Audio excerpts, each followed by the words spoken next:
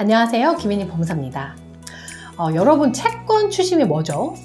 채권 추심은 채무자가 빚을 갚지 않을 때 채권자가 그 빚을 회수하기 위해서 여러 방법을 사용하는 것을 말하죠. 그런데 이런 추심 방식은 좀 고약하게 느껴질 수가 있습니다. 한번 볼까요? 첫 번째, 무리한 압박. 채권자나 그 대리인이 채무자의 집이나 직장을 빈번하게 방문하거나 연락을 끊임없이 하는 거예요. 그래서 심리적 압박을 가하는 경우가 있습니다. 두 번째, 폭언이나 위협. 채권자가 채무자에게 또 무리하게 대하거나 폭언을 쏟아내는 경우가 있습니다. 그리고 채무자나 그의 가족을 위협하거나 폭력을 행사하기도 합니다. 세 번째, 채무자의 사생활을 무단으로 침해하는 행동을 하게 되는데요. 예를 들어 채무자의 사진을 불법적으로 공개하거나 채무자의 개인정보를 유출하는 행위, 그런 것들을 포함하죠. 네 번째, 무리한 이자 부과. 채무자가 대출을 갚지 못할 경우에 채권자는 법적인 한도를 넘어서는 높은 이자를 요구하기도 합니다. 네, 이런 고약한 채권 추심 방식은 대부분 불법적인 행위이고 채무자의 권리를 보호하기 위한 법적 조치가 존재합니다. 요즘은 대부분 이렇게들 하지 않지만 여전히 악질적인 그런 추심 방식이 남아있기도 합니다. 네, 추심은 3단계로 이루어집니다.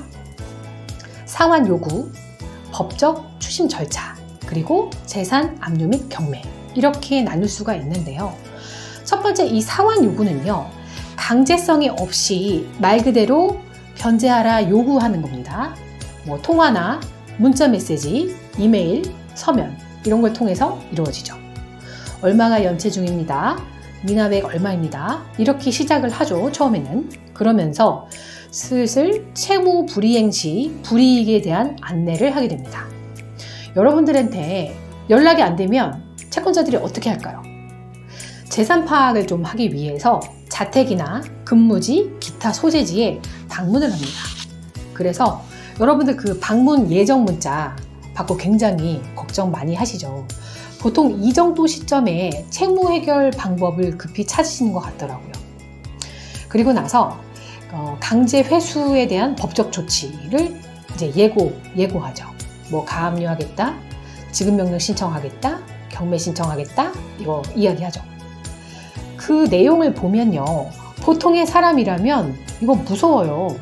이게 보통 쓰는 단어들이 아니니까요. 여기까지 했는데 이제 변제가 이루어지지 않는다. 그러면 이제부터는 법적 추심 절차가 시작이 됩니다. 이 절차는요, 보통 채권자가 법원에 소송을 제기하고 그리고 법원이 채무자에게 상환을 명령하는 것으로 이루어지게 되는 거죠. 이게 법적 절차죠. 그리고 마지막,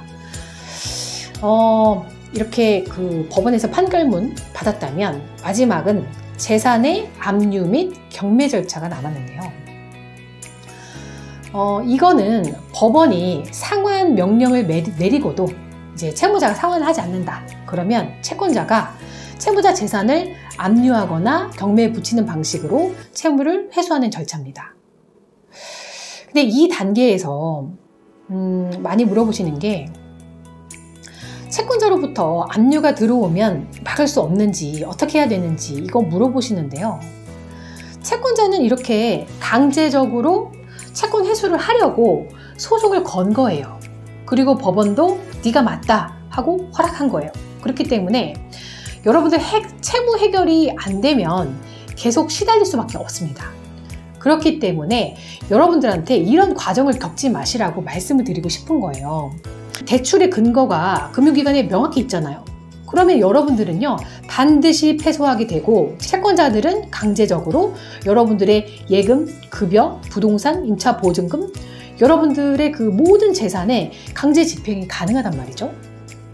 채권자들이요, 채무자가 그 경제 사정이 어려워서 재산을 못 받을 것 같다 느끼게 되면요, 어디 돈이 있는지 그걸 탐지를 합니다. 그리고서는 재빨리 그 재산에 강제 집행을 하려고 하죠. 왜냐하면 가만히 있다가 다른 채권자가 서둘러서 그 재산 싹 가져가 버려요. 그럼 뒤늦게 회수할 게 없잖아요. 그래서 서둘러 채권의 회수를 하는 과정이 채무자 입장에서는 여러 채권자가 한꺼번에 달라드니까 얼마나 힘들겠어요.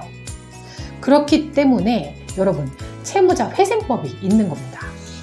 채무자 회생법은요, 채무자의 재기를 돕기 위해서 존재하는 제도이기 때문에 개인회생을 신청하는 분들, 그리고 개인 파산을 신청하시는 분들 반드시 얻는 이익이 있습니다. 그 이익이 바로 채무 면책인 거죠.